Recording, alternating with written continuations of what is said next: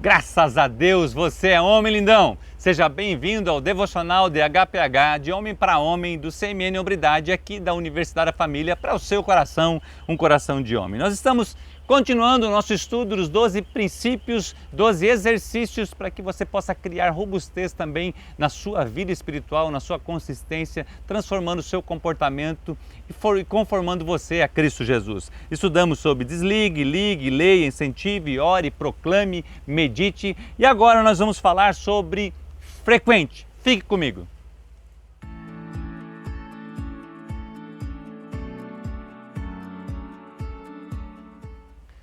Foucault traz esse assunto também como um dos 12 princípios, os 12 exercícios, neste livro Homens Ousados, na qual nós estamos estudando. Por que isso é tão relevante? Porque nós estamos vivendo em um tempo que as pessoas estão se enganando, dizendo que estão bem com Jesus, eu estou bem com Jesus, estou bem comigo mesmo e eu não preciso congregar. E aí usam várias desculpas disso. Às vezes é uma falha de uma liderança, um comportamento de um pastor, ou até se referem às vezes até para a Escritura, dizendo que no começo não era assim, porque as pessoas se reuniam nas casas. Sim, as igrejas se iniciavam nas casas, mas depois elas viravam uma igreja porque elas iam crescendo em número e iam avançando. E Jesus veio para instituir essa igreja e nós queremos conversar sobre isso com você. Então vamos para as Escrituras. Lá o escritor aos Hebreus fala assim para mim e para você. Lá em Hebreus capítulo 10, versículo 25, a Bíblia nos diz: não deixando a nossa congregação, como é costumes de alguns, antes admoestando-nos uns aos outros, e tanto mais quando vede que se aproxima aquele dia. Você está entendendo que o escritor aos Hebreus está dizendo para a gente? Não deixemos de congregar como é costume de alguns. Quanto mais vai se aproximando os dias. E nós estamos vivendo esses dias que estamos próximos da vinda de Jesus e eu tenho visto como líder de ministério, caminhando em vários locais, que muitas pessoas estão se enganando a si mesmo, achando que não precisam congregar. E isso é uma mentira do diabo ao seu coração, porque a Bíblia nos adverte a isso. Ainda lá em Romanos, presta atenção, no capítulo 16 e no versículo 5 a Bíblia diz: saudai também a igreja, Paulo escrevendo aos Romanos, que está em sua casa. Saudai a Epênito, meu amado, que é as primícias da Acaia em Cristo, ou seja, as primícias do início da igreja em Acaia, a igreja de Cristo lá. Começou numa casa, mas ele está falando, saudai a igreja. Não é somente a família deles, mas a igreja que estava começando. E Paulo faz 3 viagens às igrejas na qual ele começou, que começou pequena e foi crescendo a cada dia, e a Bíblia fala que Deus acrescentava a si os seus santos. A igreja se reúne na casa, a igreja se transforma numa instituição, e o objetivo da igreja é curar, transformar, guiar, levar, amparar, sustentar. Ela não é perfeita? Lógico que não, até porque eu e você estamos nela e nós não somos perfeitos, mas ela é fundamental para o nosso crescimento. Jesus, ele veio para instituir a sua igreja, então frequente. Jesus fala assim lá em Mateus capítulo 16, nos versos 15 e 18, disse-lhe ele: e vós que dizeis quem eu sou? E vós, Jesus está falando com os seus discípulos, e vós, quem dizeis que eu sou? E Simão Pedro respondendo disse: tu és o Cristo, o Filho do Deus vivo. E Jesus respondendo disse-lhe: bem-aventurado é tu, Simão Barjonas, porque tu não revelou a carne e o sangue, mas meu Pai que está nos céus. Pois também eu te digo que tu és Pedro, e sobre esta pedra edificarei a minha igreja, e as portas do inferno não prevalecerão contra ela. Ele estava trazendo a revelação aqui, dizendo: tu és o Cristo, Filho do Deus vivo. E Jesus está falando dele mesmo, assim, por esta pedra, Pedro, tu edificarás a minha igreja. E Pedro foi um grande homem que edificou a sua igreja, que deu procedimento, que ganhou muitas almas para Jesus. A Bíblia fala que a sua sombra curava as pessoas, e as pessoas iam nas sinagogas, nos locais, para ouvir a palavra de Deus na vida de Pedro. E esse é um princípio que eu e você precisamos ter no nosso coração. Então quero advertir você, não se deixa enganar, meu irmão.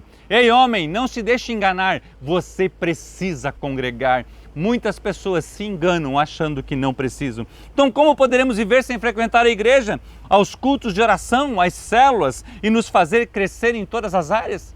Nós não podemos viver sem isso. Nós precisamos da comunhão dos irmãos. Por quê? Olha só, irmão, nós criamos desculpa para não frequentar a igreja. Ah, certo líder fez isso, não gostei. Não quero dar o dinheiro à igreja. Quantas pessoas se enganam? Nenhuma igreja cobra. O dízimo é algo voluntário que você faz, é uma sementeira que você faz. Eu aprendi isso com o meu pai, certo? Eu faço isso desde a minha adolescência. É um princípio que você faz ou não faz, é uma decisão sua, mas eu e você não podemos falar que isso não vem de Deus ou não está na Bíblia ou não quero fazer. A decisão é sua, é que nem a honra ao pai. Às vezes tem uma família grande e aí às vezes as pessoas reclamam, fulano não ajuda, só eu ajudo. Ei, é você que está honrando, é você que está praticando e você está atraindo as bênçãos de Deus para a sua vida. Uma outra desculpa que as pessoas usam, se precisar posso ouvir alguma mensagem e eu seleciono no YouTube, é outra mentira. Não gosto do louvor, tantas desculpas. Por quê? Porque tem algo no coração que precisa ser tratado por Deus. E assim por diante. Realmente a igreja, ela não é perfeita, como eu já falei, mas foi gerada em Cristo para nossa edificação. Nela somos edificados, confrontados, purificados pela palavra, fortalecidos, temos a oportunidade de aprender a servir, suportar as diferenças, ensinar nossos filhos a amar Jesus, aprendemos o que é certo e errado, a semear em vidas, sentir a dor do próximo, celebrar com o próximo, a chorar com os que choram. Enfim, a igreja nos fortalece, ela nos acolhe, ela nos ama e ela nos faz crescer. A igreja é fundamental para a nossa vida. Não deixe de congregar, o escritor aos Hebreus nos adverte. Pedro ainda fala da importância do nosso crescimento em várias áreas. Na sua segunda epístola, ele fala que a gente tem que acrescentar a fé, a virtude e o amor. Ele traz um processo de crescimento. Em 2 Pedro, a segunda epístola de Pedro, no capítulo 1, versículos 10 a 14, a Bíblia nos diz: portanto, irmãos, procurai fazer cada vez mais firme a vossa vocação e eleição. Por quê? Fazendo isso, nunca jamais tropeçareis. Porque assim vos será amplamente concedida a entrada no reino eterno de nosso Senhor e Salvador Jesus Cristo. Por isso, não deixarei de exortar-vos sempre acerca dessas coisas, ainda que bem a sabeis e estejais confirmados na presença da verdade. E tenho por justo, enquanto estiver nesse tabernáculo, falando do seu corpo, despertai-vos com a administração, sabendo que brevemente hei de deixar esse meu tabernáculo, como também nosso Senhor Jesus Cristo já me tem revelado. Pedro está falando do seu tabernáculo, a importância de você ir lá e ser exortado, ser cuidado, ser protegido, ser direcionado. Então, onde que acontece isso?